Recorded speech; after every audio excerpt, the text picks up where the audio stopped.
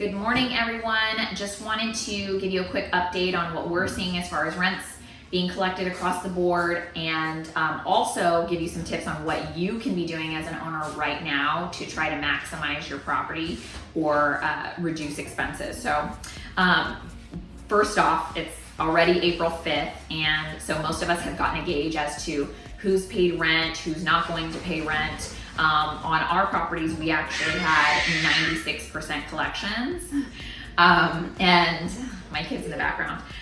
So we had 96% collections. We spoke to our property manager. They had 70% rent collections across the board. They were hoping for 80. Some people in the office thought it might be 50, but they have settled at 70% as of today. I would imagine that they might have some more rent collections as the week goes on. So that being said, I'm basically, my biggest goal right now is to talk to clients, to talk to our lenders, to talk to our property managers, to talk to other people who've been in contact with political figures and things like that, to give you guys the most up-to-date information on what's happening in our industry. As you know, it's changing every day, it feels like, and there's new information coming out, more stimulus to help owners, tenants, all that good stuff. So as this stuff becomes available, I just want to push it out to you so you guys kind of know in real time what's happening in the market.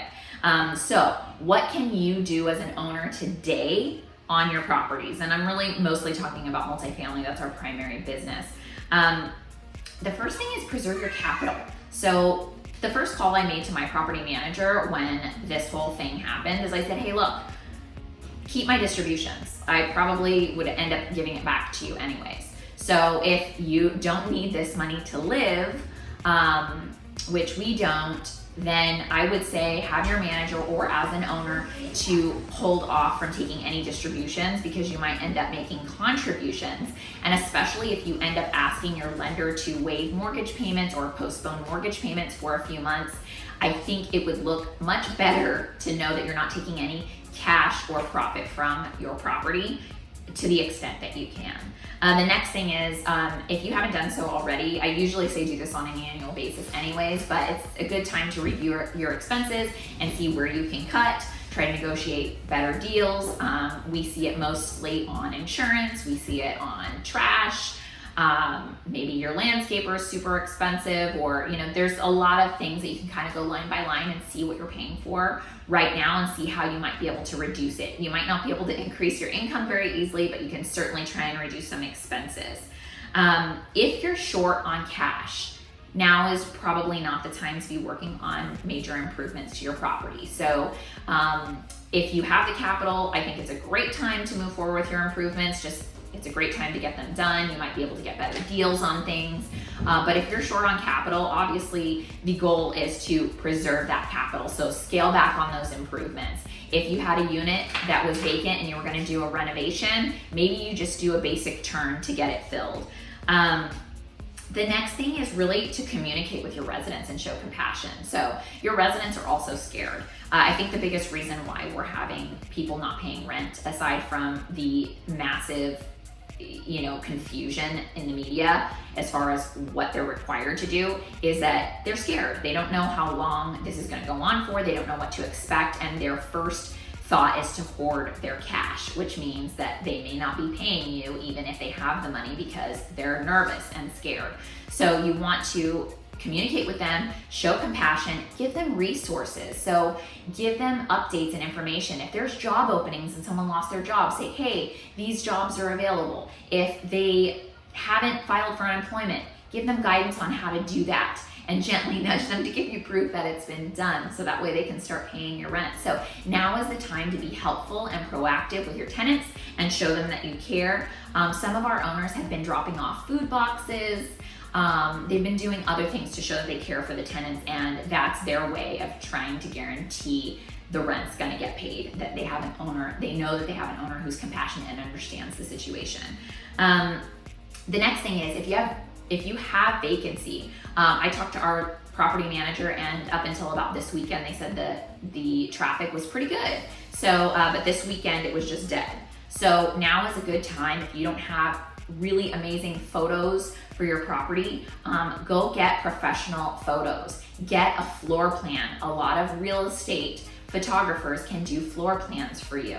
They can do virtual tours, and they can give you professional quality photos. This is gonna help you when you're doing leasing. So you definitely want to do that. The next thing is to be proactive on your lease renewals. If you have leases coming up for expiration, now's a good time to try to extend the lease, because you know if it's a good tenant and they've always paid and they've been great, then now's a good time to talk about maybe extending their lease so that you can mitigate any sort of vacancy loss risk. So the next thing is stock up on supplies. There were some rumors that maybe Home Depot was going to be closing, so it's a good time to stock up on the supplies that you use on a regular basis for your tenants and things that they need.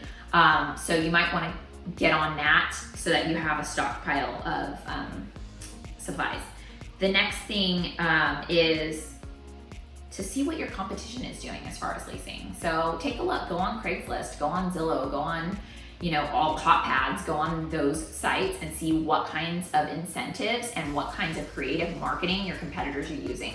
Especially if you're an owner operator, it's nice to see what other large management companies are doing to incentivize people to lease from them and how they're making it easy for them. So you definitely want to check that out.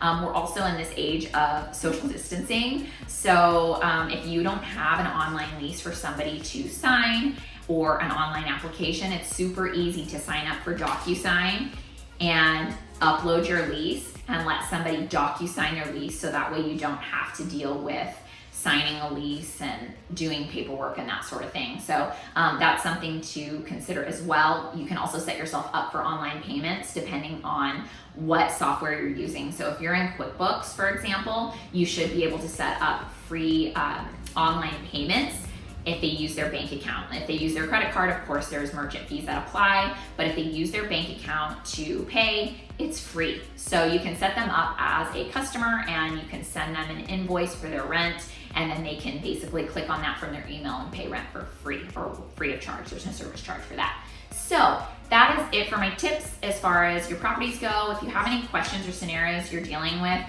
I may not be an absolute expert in this subject, but I am talking to a lot of people, and I think the value of collaboration is better than you trying to figure these things out on your own. So send me an email, give me a call. I'm happy to share the information that I've got, the strategies that I'm using, and the professionals that I surround myself with are using.